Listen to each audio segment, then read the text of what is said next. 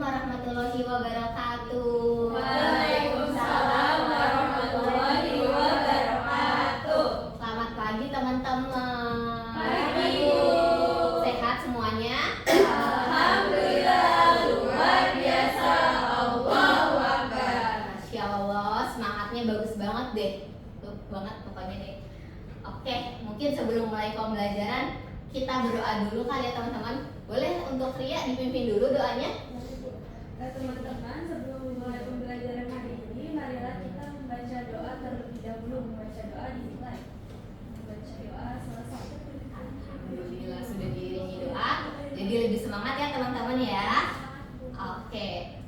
Untuk kabarnya semua sehat hari ini? Alhamdulillah, luar biasa. Allahu Akbar. Alhamdulillah masih semangat ya. Sekarang Ibu absen dulu ya teman-teman ya. Ya, Bu. Oke, yang pertama untuk Ria. Hadir Ibu. Baik. Untuk Nuizati Maula. Ayo. Oke. Syifa Silvana. Hadir Ibu. Dina Afisya. Hadir Ibu. Alhamdulillah hari ini semuanya hadir dan semuanya sehat ya. Alhamdulillah. Semuanya udah siap belum nih mau mulai pembelajaran? Siap.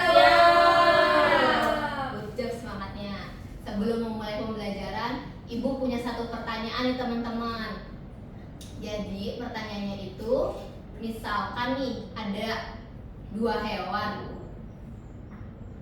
Dua hewan ini punya ciri yang sama. Terus juga habitatnya tinggal di tempat yang sama. Udah pasti belum sih dua hewan itu kekerabatannya dekat dan mengapa sih hal itu? Tidak selalu. Kenapa tuh? Kenapa begitu? Karena bentuknya bisa aja mirip Bu. Betul, good job. Oh iya Bu, mungkin juga itu bisa terjadi karena adanya adaptasi.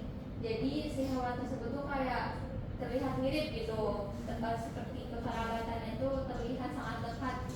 Baik, good job. Untuk pemahamannya sudah mengarah ya. Untuk sekarang kita akan belajar mengenai hal tersebut. Jadi sekarang kita coba buka materinya ya teman-teman ya.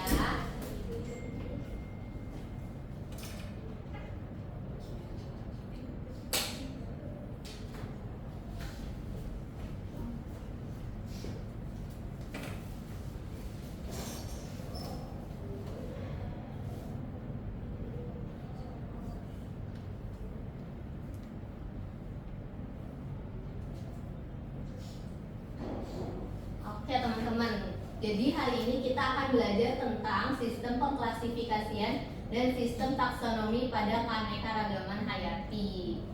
Nah, untuk tujuan pembelajaran kita sendiri itu yaitu yang pertama ada peserta didik mampu memahami prinsip klasifikasi makhluk hidup berdasarkan kesamaan dan perbedaan ciri-cirinya, serta menjelaskan sistem takson dalam pengelompokan makhluk hidup. Yang kedua, peserta didik juga mampu mengidentifikasi serta membandingkan berbagai jenis makhluk hidup berdasarkan ciri yang dimiliki dan untuk mengetahui hubungan kekerabatannya teman-teman. Nah, yang pertama itu kita masuk ke pengertian nih. Untuk pengertiannya itu apa sih? Nah, untuk pengertian klasifikasi sendiri adalah proses ilmiah dalam mengelompokkan makhluk hidup ke dalam kelompok berdasarkan persamaan dan perbedaan ciri. Nah, klasifikasi ini gak cuma sekadar mengelompokkan, tapi juga bertujuan satu, menunjukkan hubungan alami antar makhluk hidup. Yang kedua juga menggambarkan sejarah evolusi atau filogenetik. Yang ketiga menjadi dasar penamaan ilmiah. Seperti itu. Nah, klasifikasi ini salah satu dari ilmu taksonomi yang mencakup pertama identifikasi atau pengenalan makhluk hidup, yang kedua klasifikasi atau pengelompokan, dan yang ketiga itu nomenklatur atau penamaan. Nah, klasifikasi ini memiliki perkembangan teman-teman, yaitu ada dua, yaitu dengan sistem lama, yaitu dengan sistem berdasarkan hanya ciri yang nampak, yaitu morfologi, seperti dari telinganya, matanya, ataupun dari kulitnya seperti ada bulu ataupun tidak. Nah, sedangkan kalau sistem modern itu kita menggunakan DNA terus kita juga menggunakan ilmu biokimia, serta kita menggunakan ilmu evolusi seperti itu.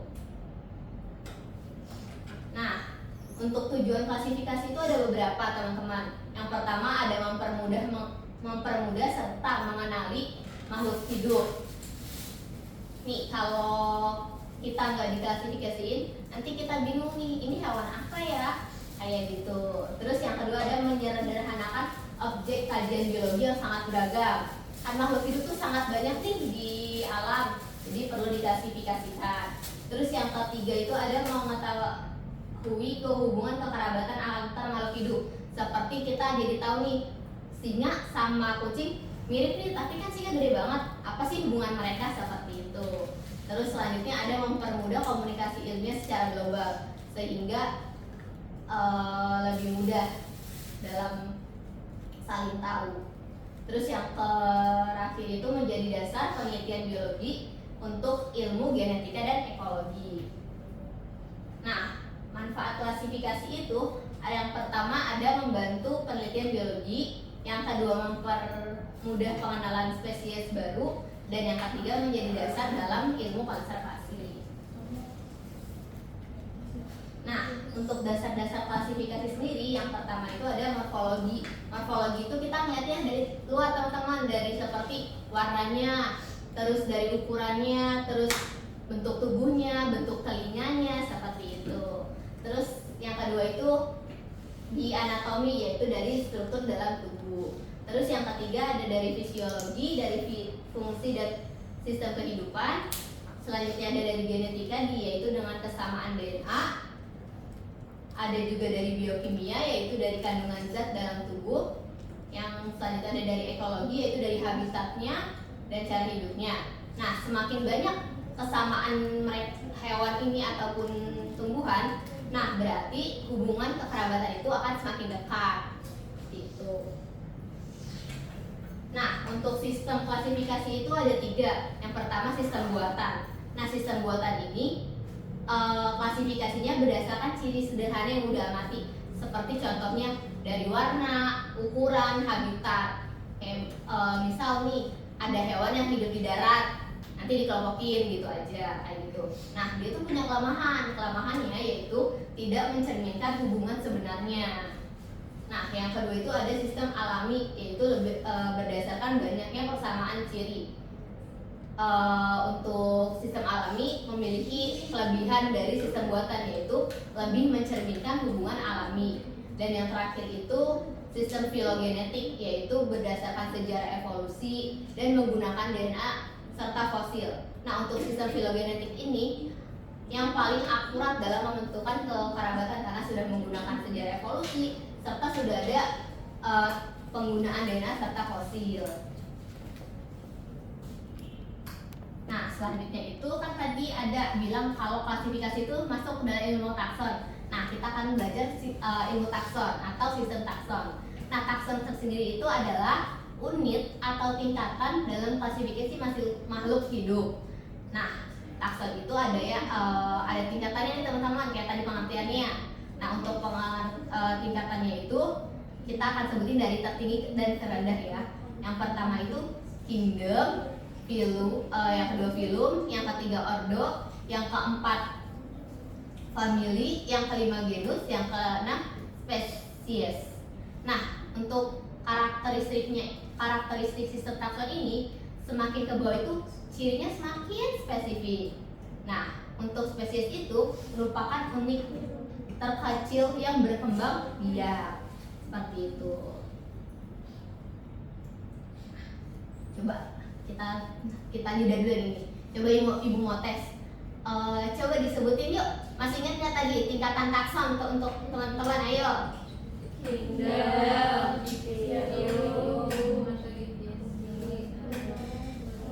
Kelas, ordo, family, genus, spesies. Betul teman-teman.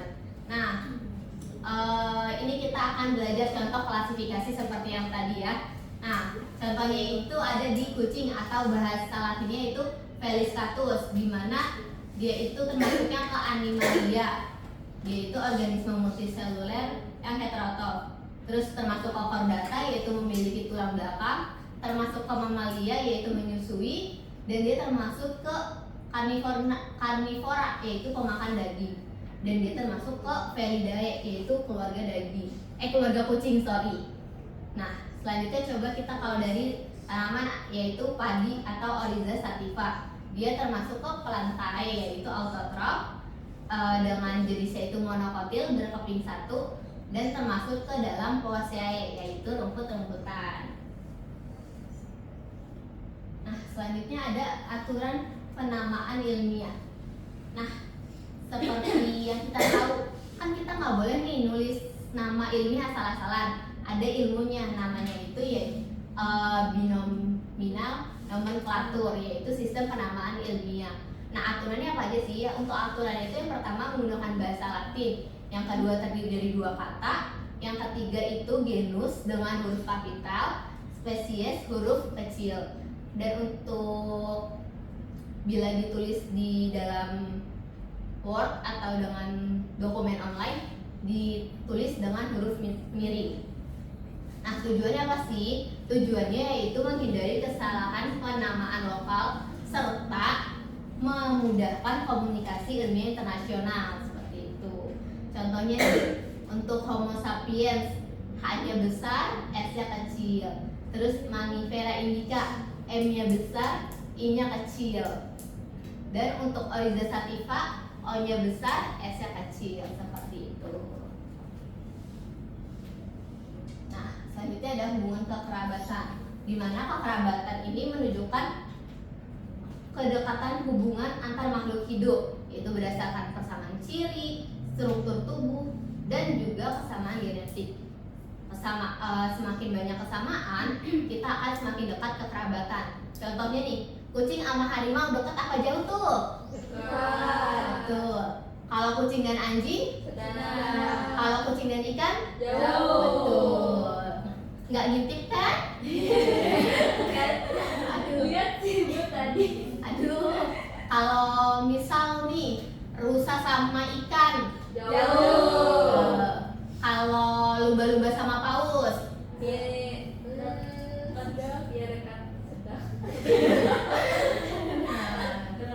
Dekat, betul. Oke, kita lanjut ya. Nah, gimana sih nentuinnya? Nah, nentuinnya itu yang pertama bisa observasi morfologi. Itu observasi dari luar, seperti dari warnanya, dari bulunya, dari telinganya. Nah, yang kedua dibandingin anatominya nih, kayak bentuk tulang belakangnya, kayak gitu. Terus juga bisa dengan dianalisis DNA-nya, samanya sama apa. Dan bisa dikategorikan dengan pohon filogenetik. Nah, klasifikasi itu dan keanekaragaman hayati akan membantu kita dalam mengelompokkan keanekaragaman. Terus juga kita akan memahami hubungan antar spesies, serta akan menjadi dasar kita untuk konservasi, seperti itu. Nah, kesimpulan hari ini yaitu klasifikasi adalah dasar dalam mempelajari makhluk hidup. Sistem takson menunjukkan tingkat pengelompokan, penamaan ilmiah penting untuk komunikasi global, serta kekerabatan menunjukkan hubungan evolusi makhluk hidup. Seperti itu teman-teman. Gimana teman-teman? Udah paham belum nih? Insyaallah. Insyaallah. Kalau aku bisa sedikit boleh dong ya? Oke, baik. Ibu sudah siapin kuis dari aplikasi Wayground. Kita kerjain sama-sama ya teman-teman ya. Boleh teman-teman, boleh join. Yuk.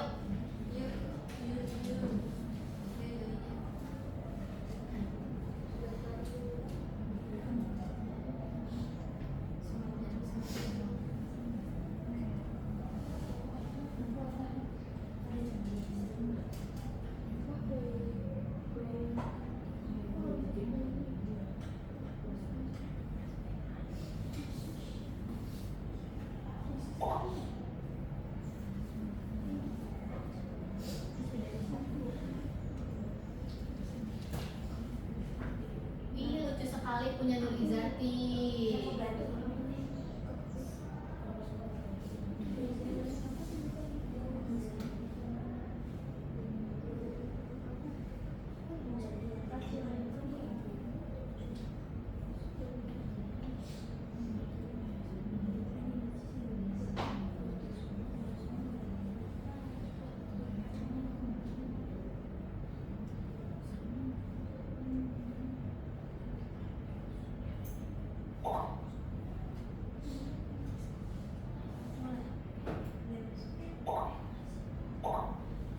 sudah semua ya. Sudah siap belum nih? Sudah Ibu. Ayo, kita mulai ya. 1, 2, 3. Silakan.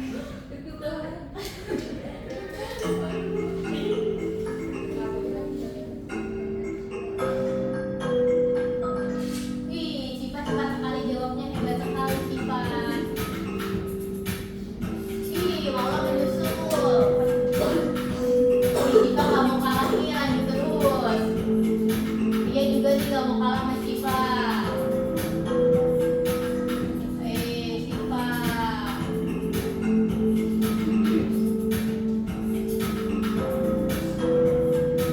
Kejar-kejaran yang gak mau kalah semua.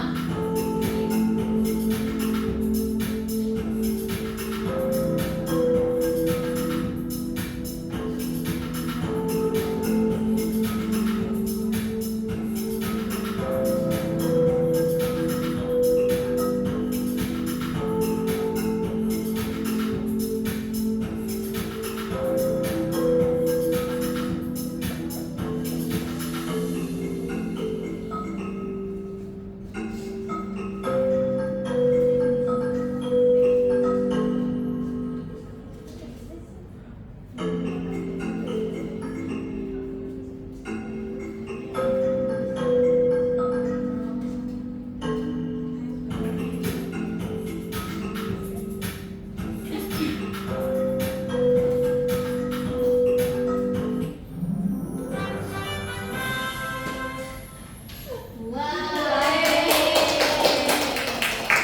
hebat semuanya ya. Oke, gimana teman-teman, sudah mulai paham setelah Ibu jelaskan dan Ibu kasih kuis? Sudah Hebat. Sekarang kita refleksi sedikit ya teman-teman.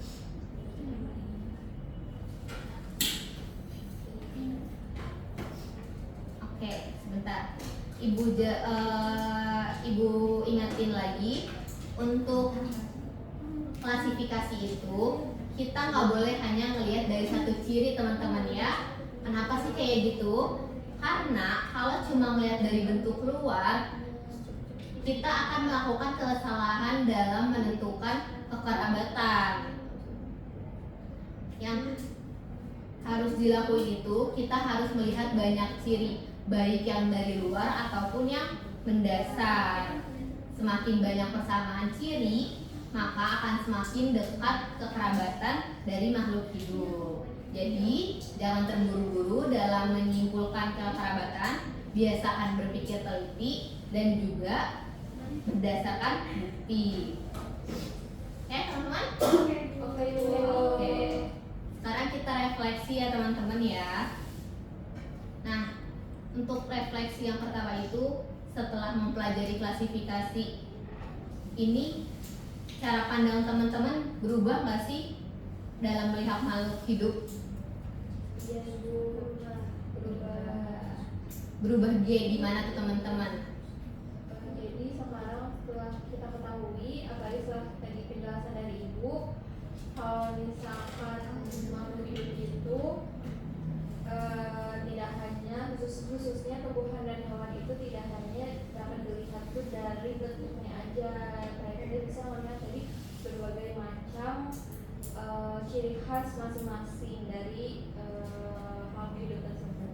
Betul sih Pak, good job. Oke, selanjutnya menurut kalian, jadi klasifikasi itu penting nggak sih dalam ilmu biologi? Penting. Kenapa tuh penting? Karena supaya lebih mudah untuk dipelajari, seperti yang tadi Ibu bilang juga, kalau makhluk hidup di dunia ini kan sangat-sangat banyak ya. Terus jadinya biar kita mudah untuk mempelajarinya, jadi butuhkan untuk klasifikasi itu. Good job Mawar. Oke, selanjutnya